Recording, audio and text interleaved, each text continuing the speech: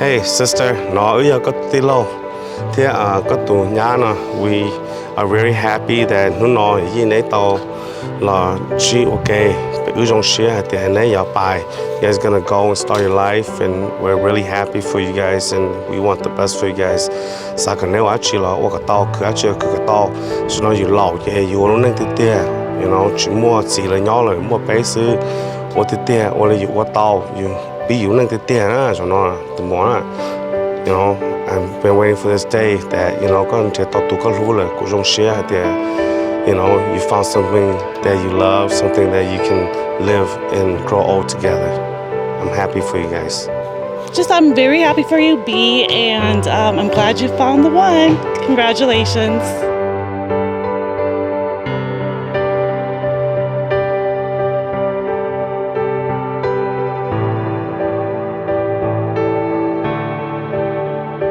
I'm B and Nos, man. Congratulations, man. Happy for y'all, okay? The share, she know each other, okay? Congratulations, B.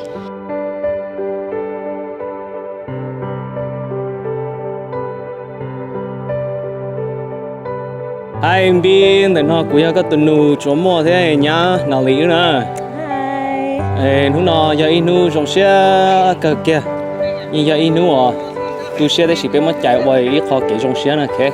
Tu xe việc khác thì bé để nó lâu rồi chứ, nhẹ thế, dục bí nhẹ, lúc này thế này tu xe rất cần tới, thì bé chỉ nhớ lúc vài lúc chơi đi bắt đầu bé nhẹ dọc thế thì nó nhớ ở trong xe rồi có thế gì nó này cái kia nữa, ok? Nè chỉ tao là chơi, chỉ lúc nào một chơi chỉ lưu thế, như mình cứ cái này nó nè ông lúc này nó in xử lý lúc tệ thế ok. Congratulations, newlyweds.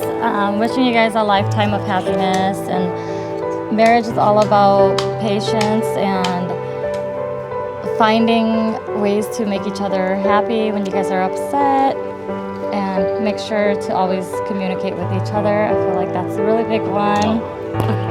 I don't know how to end it. Okay, lần đầu xem mà, okay. We love you. We love you. Rồi chỉ lâu thêm bị lúc nào trong xe hàng đó, lúc nào nếu chỉ tàu chạy chỉ lưu thế, tôi chỉ lâu cái thứ thế, cũng要chỉ lâu nhưng là nó chạy mỗi chỉ sát tàu cái bài chỉ lâu cũng thế nào, nếu trong xe chỉ cũng hay, trong xe thì lúc nào cũng tàu chỉ lâu nữa. Chỉ mà chuyến đó thì chỉ của trong xe thì nên là chỉ số nên mà kể chỉ lưu xin nữa, ok, chủ yếu là nó sợ.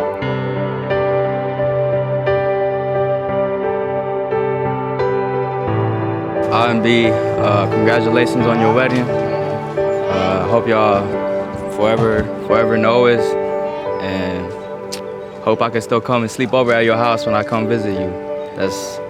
And hopefully nothing changes between us. And congratulations. Good luck on your new life, sister. I love you. Nếu mà ý nói thế ngon chơi đó.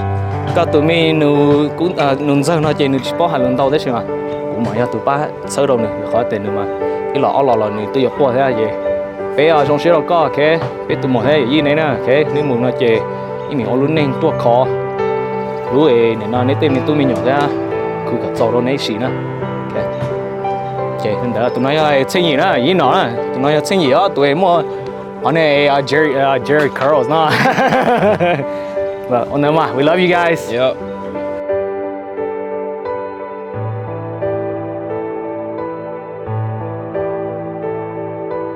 What's up, B?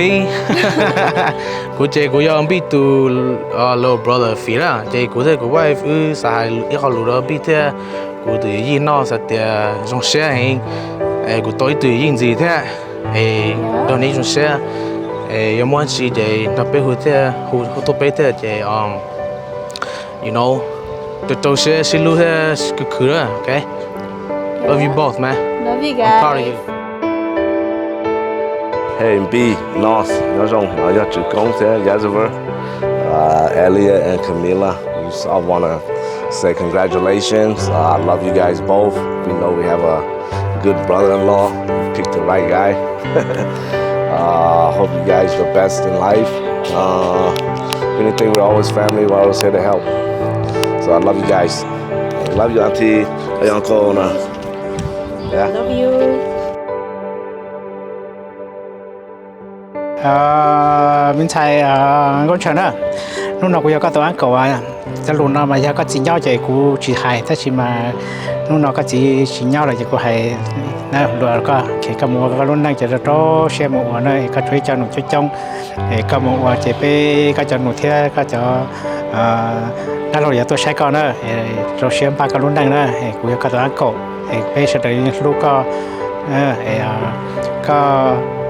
เราเชื่อหมดลูกตัวบอกเท่าตัวอยู่เนี่ยนะก็ตัวจีน่ะเนี่ยวันรุ่นนั่งจีไปอย่าตัวใช้เนี่ยเท่าไปอย่าตัวเขียนเนี่ยนะกูหายไปเหล่าเลยนะเราก็ซื้อก็ถ้าตัวเชื่อแต่ไปเนี่ยนะก็จีหมดจีเลยไปจีลูกก็ถ้าจีก็จีน่าใจกูจีหายถ้าเชื่อก็จีน่าเนาะก็จีจะไปหมดเลยจีกูแต่ไปเราก็เนี่ยกูหายเลยนะเราก็ซื้อมันใช่งั้นเราก็เนี่ย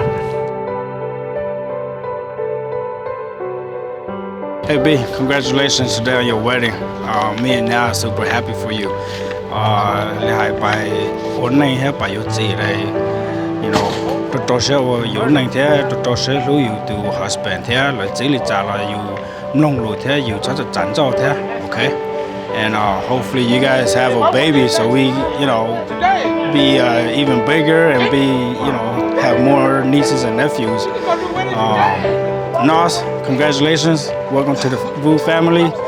You know, I'm looking forward to having this relationship as brother-in-laws with you. I'm very happy that you married my sister today. Đi con xem ra giờ lâu nay phải còn nói xí lú mọi nhỏ chơi chống tuần ra với chỗ xí con xem ra này. Hey Dad and Mom, appreciate you. Love you guys. You know, nothing but the best. Wish everything. You know, just know that, you know, you got your kids, you got, you know, everybody. Just know that we love you. Congratulations to y'all. Hope y'all nothing but health, love, wealth. Want you to know that we appreciate you guys for everything you guys do. And, you know, we love you. Everybody's here. Thank you.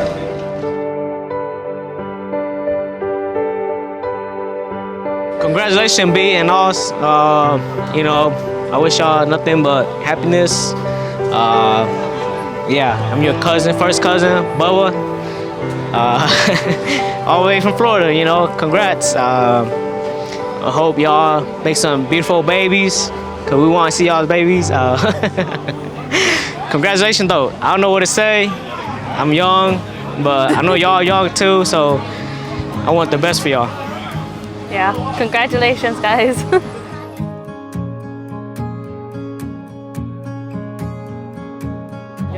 All right, Gaocher. It's been a long time, you know. Just seen you growing up. I'm very happy that you've grown up to be the woman that you are. I'm very proud of you. Okay, family, you know, we only have one sister, and we consider you guys our sisters too. And we grew up with you, you know. So I'm real proud that you're. Thank you.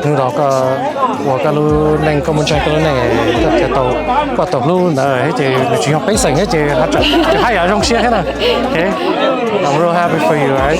Congratulations, we're so happy for you guys. One shot? Okay, cheers.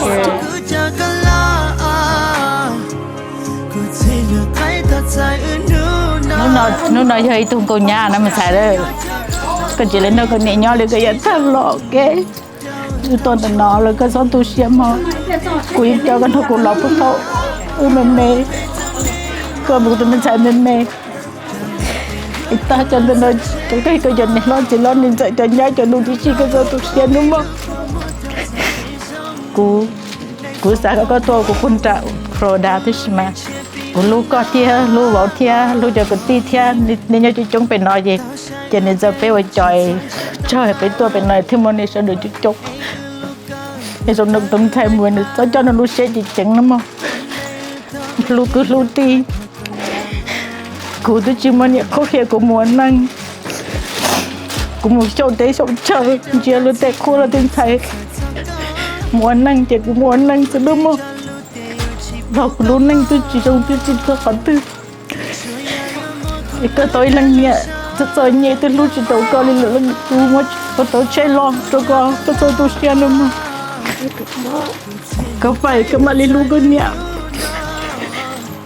dù chỉ tôi xài dù chỉ một tôi chỉ lúc chỉ chẳng luôn năng thì tôi phải tin là chỉ một tôi phải nhẹ là chỉ chẳng nghe gì nữa mà rồi nó cứ tới tới tôi để câu xem mà nó lúa thì cái lúa con nó mà thì phải lúa cứ lúa đi sau xem vậy xem mẹ cho hai lúa nó mà lúa thì lui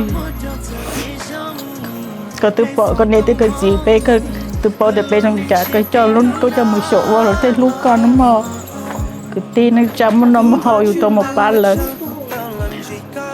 cần một tên làตัวmột ba rồi thì nhẹอยู่thì luiอยู่món nó mà hồi rồi thì lìตัวbaอยู่cái số tôi share thì chạy tôi cho nhẹ cũng tôi mới cho lúc chơi đâu có là tôi cũng sẽ cho nhẹ cũng tôi mới cho đâu có mà cái tôi mua luôn nên có mà đi lúc cũ để cũngยังลูกก็mà tôi rồi có hai tiền cũng chỉ lúc có thì chỉ có tôi share được chỉ có thì chỉ có những linh nhẹ có thể bỏ được có lúc có thể bị nhồi có lúc đi chặt có những lúc ý dạng có những chỉ chơi tu thì lui tu chơi tu cái số tôi share mà có những người của tụi mình thấy sự cũng mà có thể mà cần tiền luôn về thì của tụi mình không sợ tụi cũng luôn của chú này chơi chung quyển luôn này dạng gấu nó mà tụi cũng rồi nó phải là chèo đi sai phải luôn lại là trên lui rồi qua luôn mình cận xong chỗ cho luôn rồi sậu tới sậu chờ thì lì chỗ luôn cho luôn nó mà hay đấy cho mà cho tôi xem nó mới chỉ biết nhá cho mới chân ra cho nó đi trong ấy mới chỉ là tôi khẽ là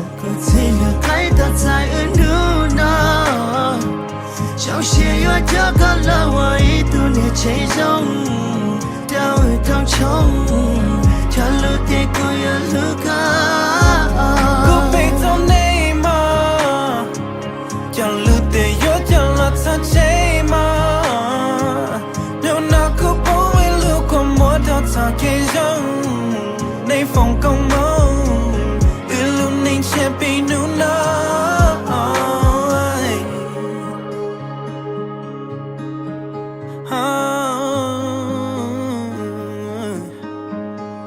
ฮึรกำลัง